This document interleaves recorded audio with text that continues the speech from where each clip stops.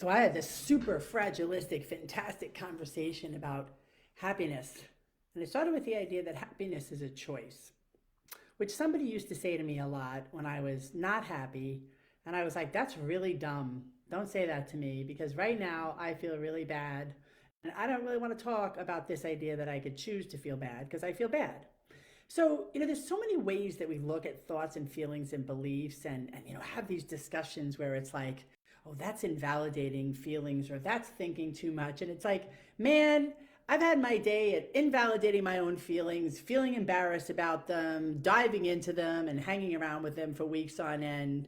I've dismissed myself. I've been with myself. I've sat with myself and other people. I've noticed how my thoughts affect my feelings. I've tried to investigate and even research what it is that makes people happy or depressed. I've looked at this idea of what it is I do that makes me more happy or makes me more depressed, right? And here's what I've come up with.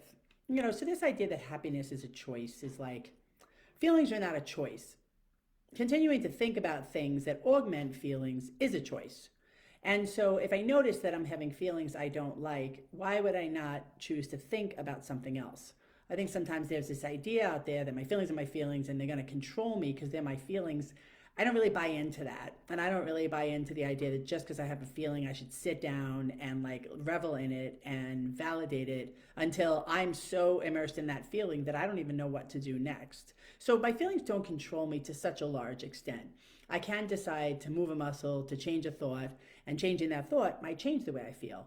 On the other hand, I think it's highly valuable to sit with my feelings and allow them to be, to pass, to exist, to take their time, and to do what they do, which is to give me information about myself, my life, what's happening, and just my general state in that moment. Knowing that actually feelings and the thoughts behind them are kind of historical. So it's sort of a weird, twisted thing to do. Because if you're going to sit there and try and figure out how your feelings affect your life, you have to have some knowledge or I think have done some work or self-examination in your life and what it's been to you up till now.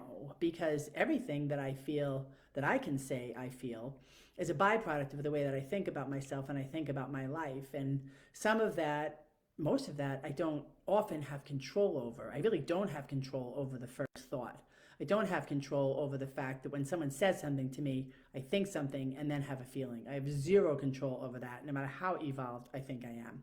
But what I do have control over is once I realize what I feel, I can, unless the feeling takes me to a place that I wasn't planning on going, which can also happen because feelings are big and huge and important and prominent sometimes. And the most important, sometimes my feeling is the most important thing going on in that moment or in that conversation. And I can't be rational and I can't sit back and examine it or gather information. It needs to go like a big wave. It's just going to take me.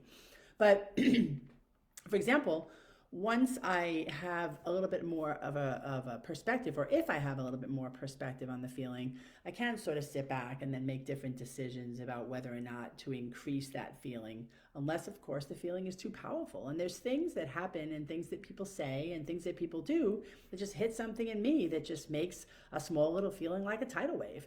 And I'm just going to have to ride that until it is or it isn't.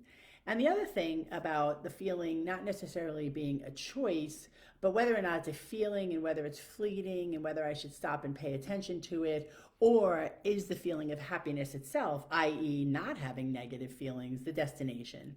I would disagree because I don't think happiness is something you land on. Happiness is something that you come to as a result of living the way that your conscience, higher conscience, integrity is asking you to live. Like what I've noticed, and I'll just sum up this whole thing about happiness or peace of mind or contentment being a feeling or a thought or a choice or a destination, is that the fact is, and I'll repeat what somebody said this morning, is it's about getting okay with your demons. So I have peace of mind and contentment when I know that I can be happy and I know that I can also be sad.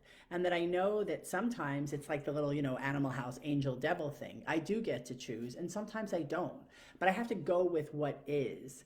And when I go with what is and I cease fighting, I end up where I'm supposed to be, and that's peace of mind.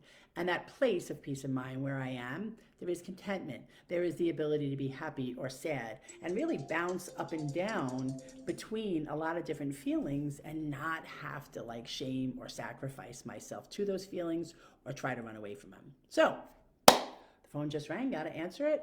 Thanks for spending time with me today, and I hope you have a great day.